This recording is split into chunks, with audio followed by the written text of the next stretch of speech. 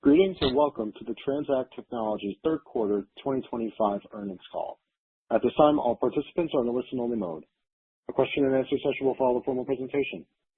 If anyone should require operator assistance, please press star zero on your telephone keypad. And as a reminder, this conference is being recorded. It's now my pleasure to introduce Ryan Gardella of Investor Relations. Please go ahead. Thank you. Good afternoon. Welcome to the TransAct Technologies third quarter 2025 earnings call. Today we'll be discussing the results announced in our press release issued after market close. Joining us from the company is CEO John Dillon and President and CFO Steve DiMartino. Today's call will include discussion of the company's key operating strategies, the progress in those initiatives, and details of the third quarter financial results. We'll then open the call to participants for questions. As a reminder, this conference call contains statements about future events and expectations, which are forward-looking in nature. Statements on this call may be deemed as forward-looking, and actual results may differ materially. For a full list of risks inherent to the business and the company, please refer to the company's SEC filings, including its reports in Form 10-Q and 10-K. TransAct undertakes no obligation to revise or update any forward-looking statements to reflect events or circumstances that occur after the call. Today's call and webcast will include non-GAAP financial measures within the meaning of SEC Regulation G. When required, reconciliation of all non-GAAP financial measures to the most directly comparable financial measures calculated and presented in accordance with GAAP can be found in today's press release as well as on the company website. And with that, I'd like to turn the call over to John. Thanks, Ryan, and good afternoon, everyone, and thank you for joining us today. I'm delighted to report that TransAct delivered another solid quarter in Q3, continuing momentum we've built throughout 2025.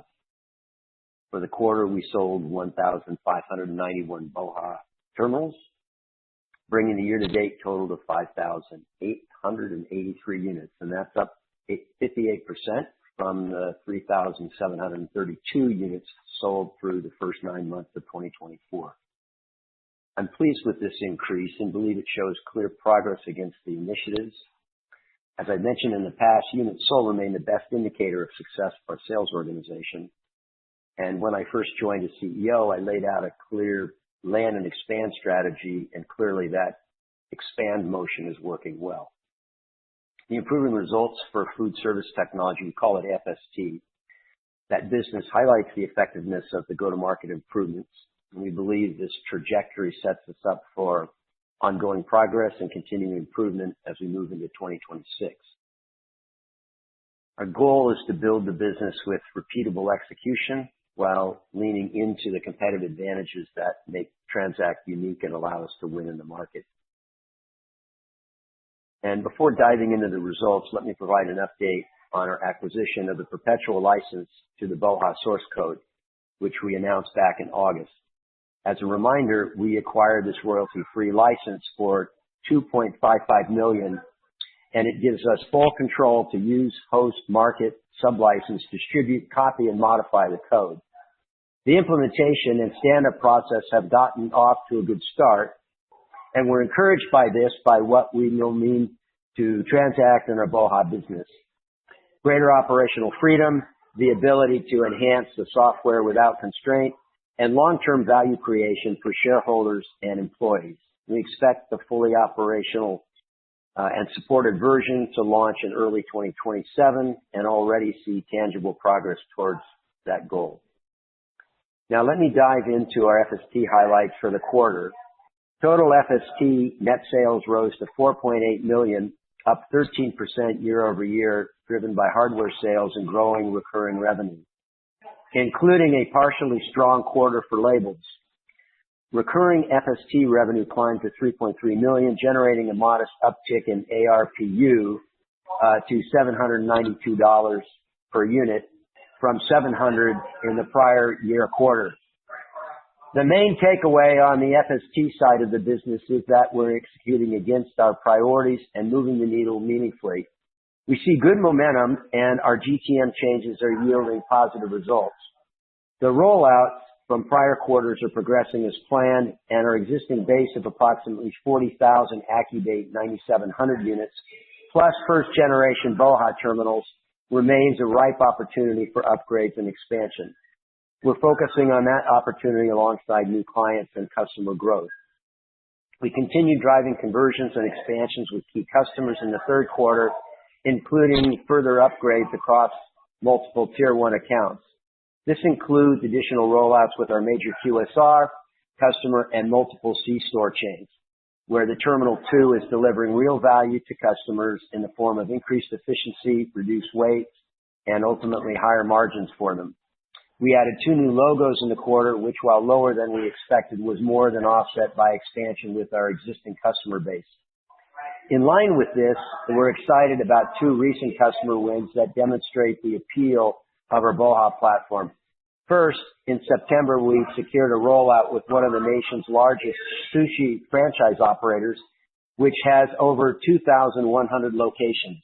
They placed initial orders for 596 units. These are Terminal 2 LTE, which means they work with cellular phone lines, in other words, the wireless part.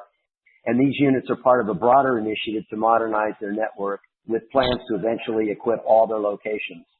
The LTE version solves connectivity challenges for franchises in supermarkets or off-network environments, eliminating the need for MiFi devices while enabling reliable cloud access and remote updates. This enhances food quality, operational consistency, and efficiency, leading to better customer experiences and improved financial margins. As I said in the announcement, this deployment reinforces the real-world value of our BOHA platform, reflecting its strong ROI, reliability, and scalability. Additionally, in October, we added another convenience store chain with 81 locations, our growing BOHA customer base. They've deployed 73 BOHA Terminal 2 devices for labeling workstations and adopted BOHA Temp at 47 food service locations to digitize back-of-the-house operations. This integration streamlines workflows, reduces manual processes, and supports HACCP compliance while driving higher margins and operational efficiency. Before moving on, I wanted to mention that we're looking at 2 unique revenue opportunities in the BOHA space. One near-term focused and a second on a longer-term visionary path. The first, looking at near-term, our labels are not only an important contributor to recurring revenue, but a fundamental strength of the business. We have some prospective customers who may be interested in labels only, as we are recognized as a best-in-class provider and, importantly, cost-effective versus our competitors. Second, from a longer-term visionary perspective, we're evaluating the development and launch of an app store for our BOHA terminals to allow existing users to opt into new software purchases right over the hardware. This is a future project. It's on our map to consider now that we own the software. I wanted to point that out, but it is a future project, but I think it's a great idea, and I'm looking forward to making progress on it. For developments that are currently hardware only, this could be a key driver of future software revenue, and we'll update you on these initiatives as they develop in coming quarters. Shifting to casino and gaming, we recorded net sales of $7.1 million in the quarter, which was up 58% from the year prior. However, as everyone has seen in the headlines, domestically we are seeing some challenges in the demand side of the environment, with Las Vegas and broader casino performance facing headwinds. Our domestic OEM partners have indicated slowing demand, and one large buyer from the first 9 months of 2025 is now in an overstock position while awaiting jurisdictional approvals on new machines. We currently believe this is a macroeconomic situation that we expect will flatten out in coming quarters. While we do expect this to impact our fourth quarter sales, we are hopeful that an improving set of dynamics will emerge as we enter and move through 2026. I'd note that these factors are not being seen internationally, where we had a strong quarter both sequentially and year over year. That said, we are also seeing traction with our Epic TR80 thermal roll printer, which is used in sports betting kiosks, video lottery terminals, and other applications. Sales for the first 9 months of 2025 have been modest, but we anticipate it becoming a larger contributor in 2026. Before handing the call over to Steve, let me update our financial outlook for 2025. Based on third quarter and year-to-date performance, we're maintaining our full-year revenue guidance of $50 million to $53 million, reflecting continued FST expansion and casino stability amid the anticipated fourth quarter deceleration. Adjusted EBITDA is expected to range from break-even to positive $1.5 million for the full year, assuming no major disruptions in supply or demand. I'd also like to call out that our balance sheet remains strong. We have $20 million in cash on the balance sheet at the end of 23, thanks to inventory sell down and disciplined management. This provides us ample working capital and flexibility to navigate any headwinds while positioning us for enhanced profitability and progress in 2026. To close out, I'm pleased with our third quarter results and the process across the business.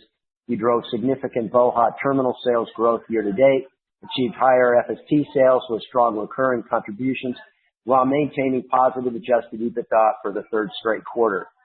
The BOHA platform is expanding successfully across our core subverticals, including convenience stores, healthcare, and sushi operators, with 2 solid wins in the recent months. And we believe that our casino and gaming business remains solid despite some macro-driven economic softness that we currently experiencing and expect to continue during the fourth quarter.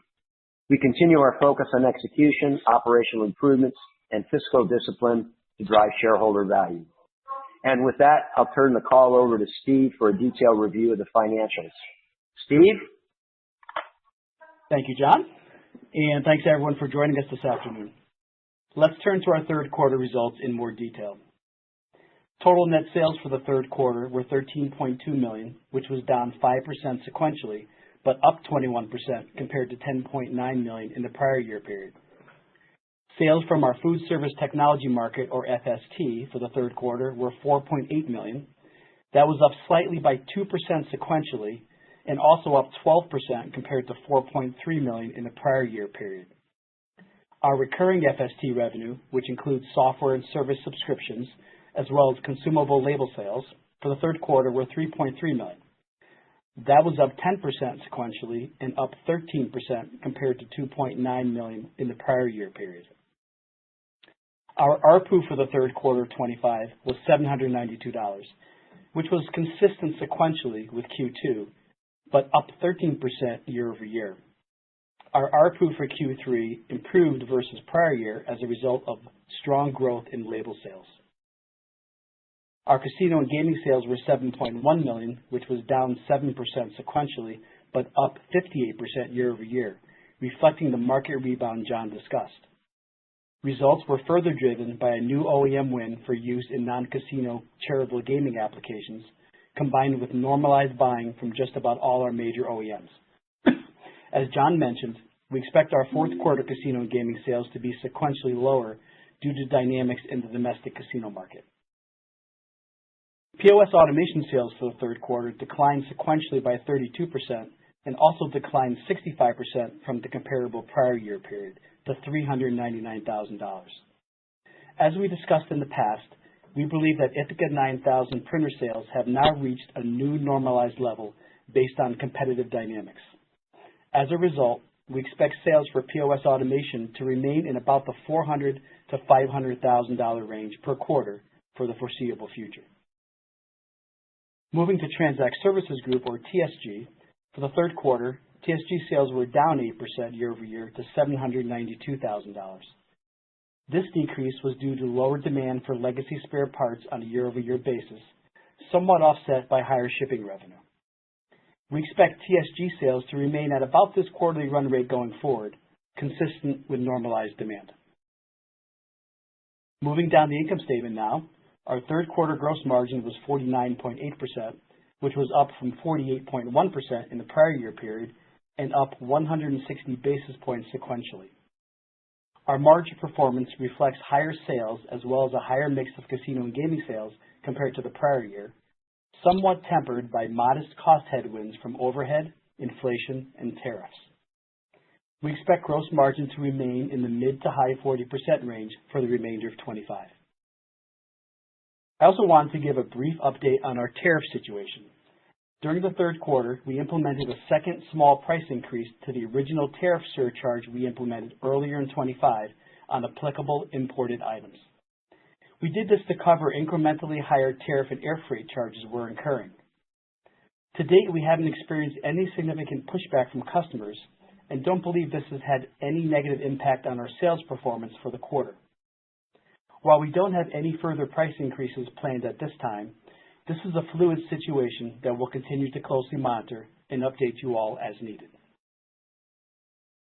Our total operating expenses for the third quarter increased by 8% from the prior year third quarter to $6.5 million. Our engineering and R&D expenses for the third quarter were essentially flat at $1.65 million. Our selling and marketing expenses were up 11% to $2.1 million, and our G&A expenses were up 10% to $2.8 million. The increase in G&A was due largely to higher incentive and share-based compensation expense from our improved financial results. For the third quarter, we had positive operating income of $14,000, or 0.1% of net sales, compared to an operating loss of $837,000, or negative 7.7% of net sales in the prior year period. On the bottom line, we recorded net income of $15,000, or 0 or break-even EPS, compared to a net loss of $551,000, or negative 6 cents per share in the year-ago period. Our adjusted EBITDA for the quarter remained positive at $669,000, which was up from the adjusted EBITDA loss of $204,000 in the prior year period. Lastly, turning to our balance sheet, as John mentioned, we crossed $20 million in cash and cash equivalents on our balance sheet at the end of the third quarter. This was mostly the result of success from a proactive inventory reduction program we put in place at the beginning of 25. Since the start of the year, through a combination of selling off remaining stock of older products and more tightly controlling stock of other products, we've been able to reduce our inventory levels by over $4 million. However, we expect inventories to tick up some beginning in the fourth quarter and into 26 as we restock new products in anticipation of growing future demand. In terms of our debt, we continue to maintain $3 million of required minimum borrowings under our $10 million credit facility at the end of the third quarter. And before I close, as we discussed last quarter, we believe the purchase of a copy of our source code will largely be a balance sheet event until we go live with our hosted version, which we anticipate to occur in early 27. To that end, we expect to capitalize the $3.55 million of consideration to be paid, plus any additional costs we incur related to in-housing the source code through the go-live date in early 27. These costs will appear as an intangible asset on our balance sheet. At the go-live point, we'll begin to amortize the total amount of those capitalized costs to cost of sales on our income statement over a 5 to 7 year period. As of the end of Q3, we have made the first 2 installment payments totaling $1.35 million and capitalized these costs, which appear as an intangible asset on our balance sheet at the end of September. From a cash perspective, we expect to fund the remaining $2.2 million of the $3.55 million purchase price, plus any other related costs, from the current $20 million of cash on our balance sheet. The remaining $2.2 million is expected to be paid in installments, with approximately $200,000 to be paid in the fourth quarter of 25, and the remaining approximately $2 million to be paid during 2026. And with that, I'd like to turn the call over to the operator for questions. Operator? Thank you. Ladies and gentlemen, if you'd like to ask a question, please press star 1 on your telephone keypad, and a confirmation tone will indicate your line is in the question queue. You may press star 2 if you want to remove your question from the queue. For participants using speaker equipment, it may be necessary to pick up your handset before pressing the star keys.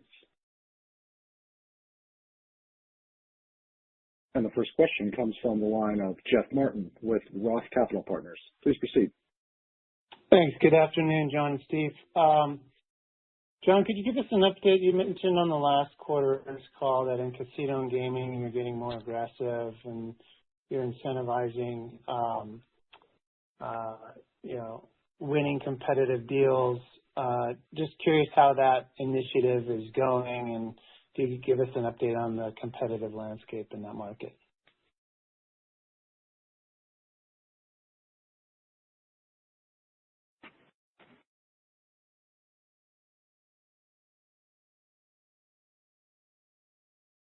You might be on mute. How do you unmute?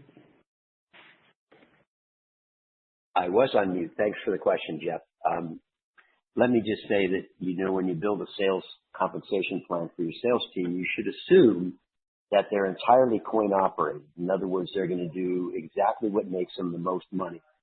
And so what we did is we jiggered the plan so that if you close a net new customer, or if you take a customer away in a competitive win, you're going to get paid more. And without being more specific, let's just say it turned up the heat and it turned up the zeal to go after and win business. All of that said, though, we're very mindful that we have a bit of a duopoly in the marketplace in the sense that we have one major competitor, and we treat that competitor with respect, but we're not having a race to the bottom. They have their share of the market, we have ours. But when a new casino is going to come online, we're right there, and we like to think that our product is sufficiently better and that our service and support and our field team is a better team and they can win head-to-head. So we're focused on that, but the sales team knows for sure that if they're winning new deals, they're going to make more money than if they just sell more product to existing customers. Great. And then, Steve, I don't know if you can give us a sense of the magnitude of the fourth quarter impact on casino and gaming. Not yet, Jeff. I mean, we're not going to publicly disclose that, but the demand is. We're already seeing it, right? So we're into mid-November, so we have a month and a half past, so we've already seen the weakness in the demand, and we expect it to continue for at least the remainder of the fourth quarter. I think it's temporary, but we don't know when. I think when we get into 26, I think we should see ourselves start to come out of it. But for right now, it looks like the fourth quarter is going to be weaker than the third quarter.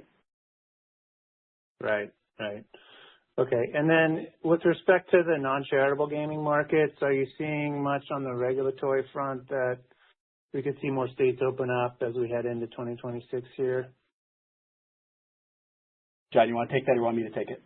Yeah, no, it's very true. I mean, it's an opportunity for state governments to make money without having to raise taxes. It's kind of an interesting thing. It's sort of like running the state lotteries where, some of the money goes to, say, education.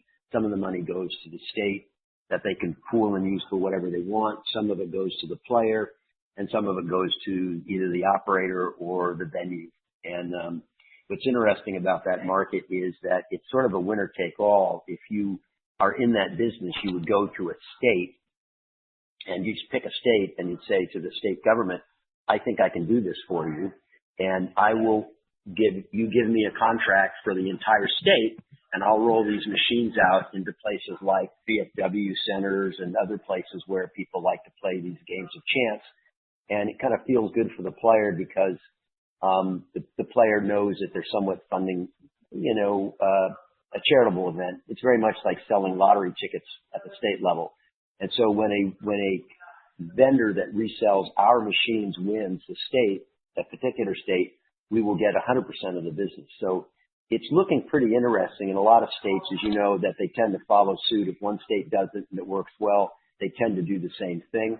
And I think this is an area that we think is going to be a very successful area for TransAct. Great. And then my last question is on the new logo side and FST.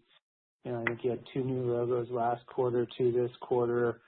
You did comment that was, below your expectations. Maybe just could you help us frame, how the pipeline is and how the new logo sales are developing from the pipeline perspective?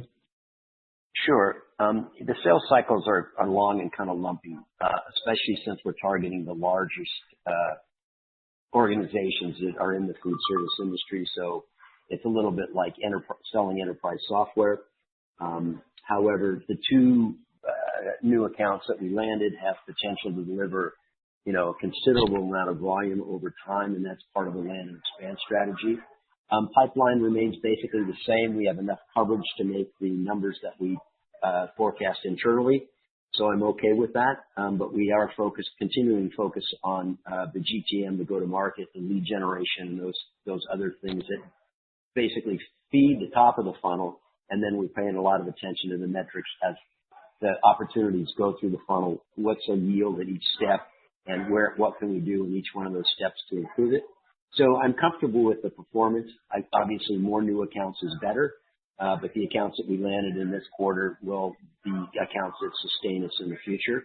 And I do focus on that pretty extensively, and we're not taking our eye off that ball. Very helpful. Thank you.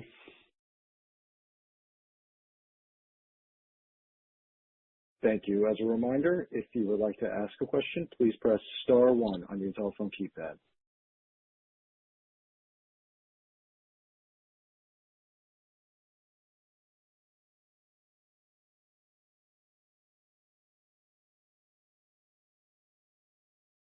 There are no further questions at this time. I'd like to turn the call back to John Dillon for closing remarks. Thank you very much, all of you, for your time and attention. We're happy to talk about the quarterly performance with any of you that feel inclined to schedule a meeting with us. You can get to us through Ryan Gardello. He's our IR representative. And again, thank you and good wishes. This concludes today's conference. You may disconnect your lines at this time, and thank you for your participation.